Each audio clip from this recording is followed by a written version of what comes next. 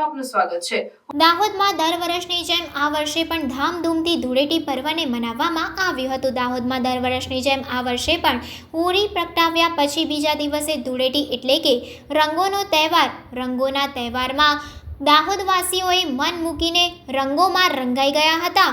દાહોદના ગોધરા રોડ નરસિંહ કોલોનીમાં દર વર્ષની જેમ આ વર્ષે પણ દાહોદવાસીઓએ ધામધૂમથી ગુલાલ અને રંગ સાથે અને નાના બાળકથી માંડીને જવાન અને વૃદ્ધ વ્યક્તિઓ પણ ધૂળેટી ખૂબ જ ધામધૂમથી મનાવવામાં આવ્યું હતું।